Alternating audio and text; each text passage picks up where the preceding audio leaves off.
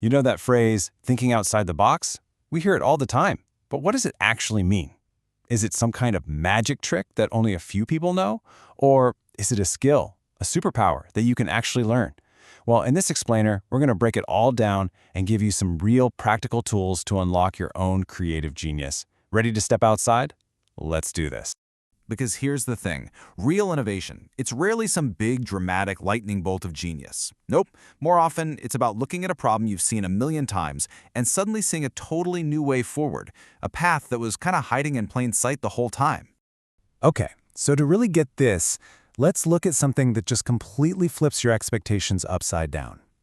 When I say police force, what's the first image that pops into your head? I'm going to bet it's not this. I mean, how brilliant is that? This is thinking outside the box in its purest form. They had a problem. Cars couldn't fit down these tiny alleyways. They didn't just try to build a slightly smaller car. No, they totally rethought the whole situation and came up with something that worked perfectly. It's not about making a better box. It's about getting rid of the box completely.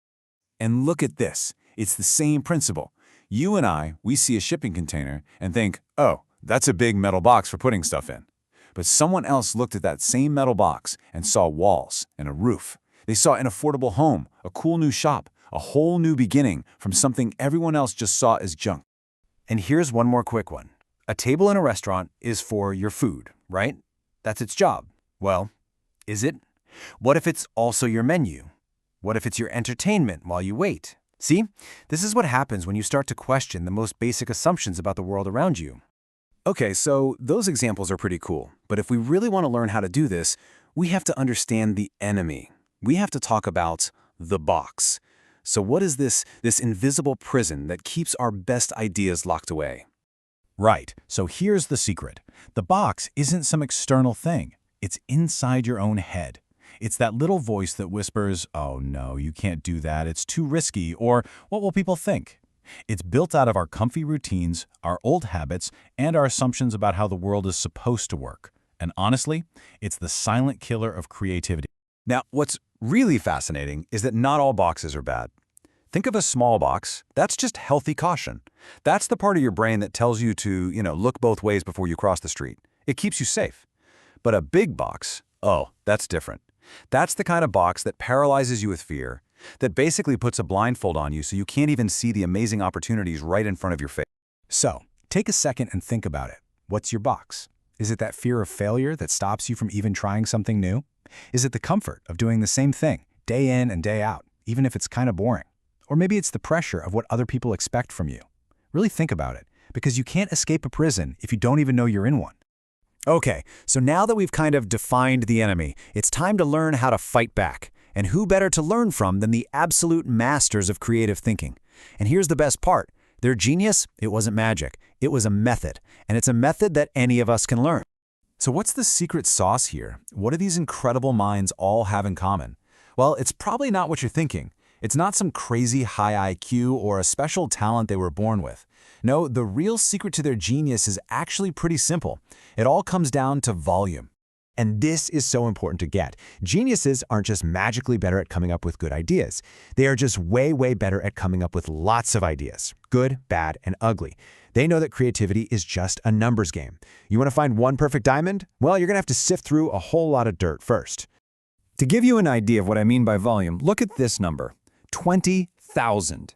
Any idea what that number could possibly represent? That is roughly how many works of art, paintings, sculptures, you name it, that Picasso created in his lifetime. Just let that sink in for a second. 20,000. Now, were they all masterpieces? Of course not, but that's the whole point. He knew that to create a handful of legendary pieces, he had to first create a mountain of everything else. And that, my friends, is the principle of fluency. Fluency is all about going for quantity over quality, at least at the beginning. It's about giving yourself permission to have terrible ideas. In fact, you should welcome them. So here's a challenge. Next time you're brainstorming, set a timer for just 10 minutes and force yourself to write down every single thought that pops into your head.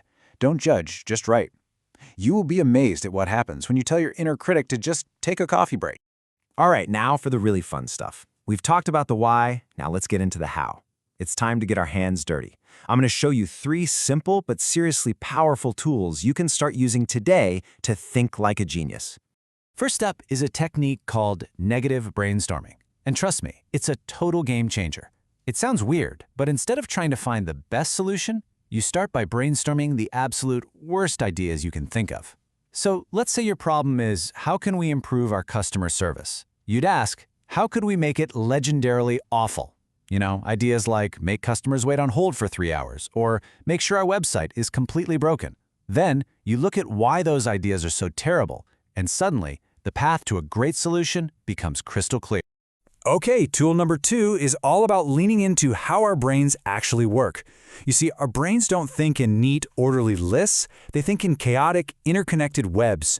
And a mind map is just a simple way to get that beautiful chaos down on paper. It's an amazing tool for boosting that fluency we were talking about. So let's say our central idea is an innovative cafe. We just put that in the middle and start branching out. What makes a cafe special? Well, there's the experience, the theme, the service, the menu, and from each of those, we can branch out even more. And this is where the magic happens. You start seeing connections you would have totally missed otherwise. Like, hey, staff on skates. That idea connects right back to those rollerblading police we saw earlier. That's how truly original ideas are born. Our last tool is a little bit strange, I'll admit, but it is so powerful. It's called random connections, and it's designed to basically short-circuit your brain's lazy default thinking patterns. You take your problem, say, improve my meetings, and then you pick a completely random word, like forest. Then you have to force a connection between the two, and boom, what about a no-device meeting held outside in a park? It feels clunky at first, but by mashing two unrelated things together, you create totally new pathways in your brain, and you stumble upon ideas you never ever would have found otherwise. Wow, okay, we have covered a lot today. But all the tools and theories in the world don't mean a thing if you don't actually use them. So let's bring this all home and talk about the single most important part of this whole process, your very first step. I want you to remember this question. In fact, write it down. This might be the most powerful tool of all. Because if you think about it, fear is the brick and mortar of almost every single box we build around ourselves. Asking this one simple question helps you bypass all the excuses, all the what-ifs, and it gets you straight to the heart of what you really want. It's the key to your own personal law. And please, don't feel like you have to take a sledgehammer and smash your box to pieces all at once. That's not how it works. It's about small, consistent steps. Tomorrow, just take a different route to work. Cook something you've never tried before for dinner. Just ask why one more time in a meeting. Every single tiny act of rebellion against your routine is a win. And with every win, the walls of your box get just a little bit weaker. You know the old saying, the journey of 1,000 miles begins with a single step. Well, your journey to a more creative, more interesting life begins right now with one single choice. So, what's it going to be? What is the first box you are going to step out of today?